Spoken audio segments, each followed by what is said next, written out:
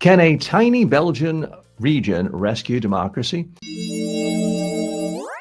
In eastern Belgium, a small German-speaking region called Ostbelgien is running a quiet experiment in fixing democracy by literally handing power back to ordinary people. According to the Times, about 30 residents are chosen by lottery each year. Truck drivers, teachers, lab assistants to sit in citizens' assemblies that advise Parliament on real policies like health, housing, education, and retirement. They meet on Saturdays, get a modest stipend, hear from experts, and then draft concrete recommendations. Some of these ideas have already become law. A full cell phone ban in middle and high schools, looser rules for low-income housing, more say for families in assisted living centers, and incentives for young people to go into nursing. Participants say the process transforms them. One woman said her political life went from 0 to 100. Another was inspired to run for office.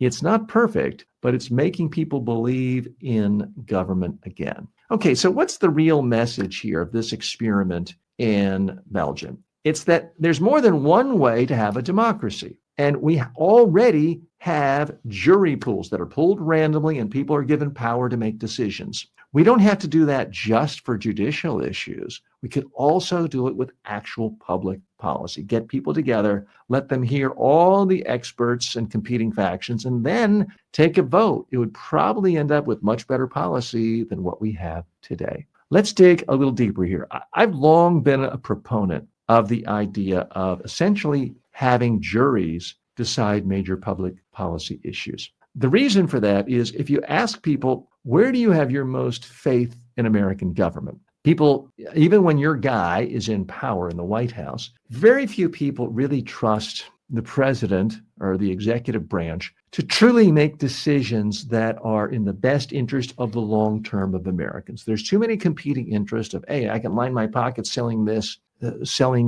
pardon, as we're seeing these days. Forget about the long-term impact of letting a murderer or con artist down on the streets. If you are in the legislative branch, it's so easy to say, I could vote for this way to regulate this particular, scam drug that isn't going to help people, but I need their campaign contribution. So I'm going to say, yes, let's keep things the way they are. So if you're an elected official running for office, you've got to worry about a couple of things. You've got to worry about voting the way that rich, powerful interests want, so they give you money to run your campaigns. And you've got to vote in a way that diffuses the anger of really, really organized special interest group, like people who think that, every 5-year-old needs to have a gun and you can't have any regulations on guns. A jury pool wouldn't have to take any of those things into consideration. You could, in fact, create a community, a city, a state,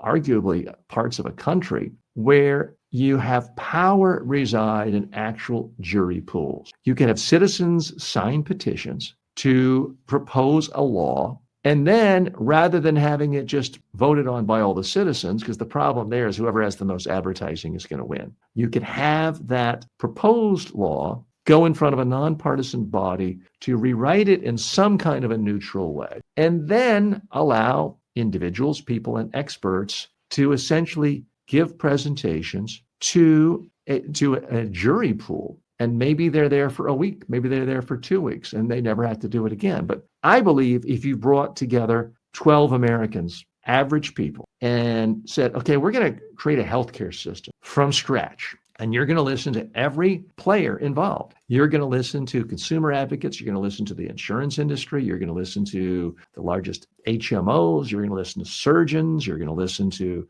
average citizens. And you're then going to vote on a system that will save the United States the most amount of money and create the highest level of health care to make the most number of people happy and do things that respect our systems of government and our economy. I think that you could do that and you would end up with something radically different from what we have now. Now, an honest person could disagree over what the best policy is, but I can tell you right now, there's one policy that nobody who's really active in our political scene today considers. Talk about it a little bit, but no one really gives a lot of thought to, if you could start over, how would you create something that is similar to how we take care of public schools or roads in America or police departments. In fact, how could we have a government system that is more conservative than what we have now, meaning fewer tax dollars are spent, and that has better results? And I believe if you actually did that,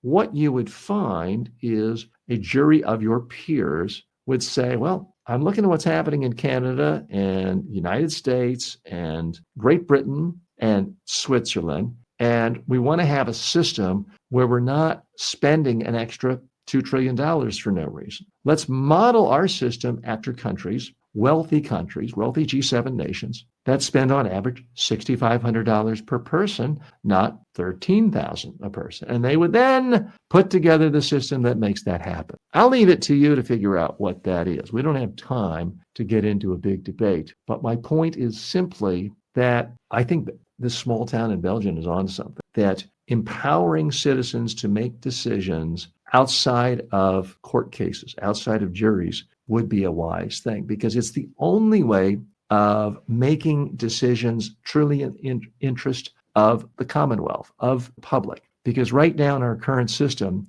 every politician is conflicted. They got to worry about how can they pander to the richest, wealthiest interest to get enough money to run the campaign for next time. Or they have to think about not what 90% of the country would benefit from. They got to think about who are the 2% that are the angriest, most vocal, who will make my life miserable if I don't give them what they want. A jury pool would not have to take that into consideration. So would it be hard to implement? Is it going to be implemented overnight? No. But before we give up on this whole concept of democracy, as more and more have been doing lately, I think it's time all of us get a little more creative about how we actually draw the lines, the contours of democracy, because a lot of what we have now is just kind of random. It doesn't necessarily have to be that way. We could do more things decided by juries.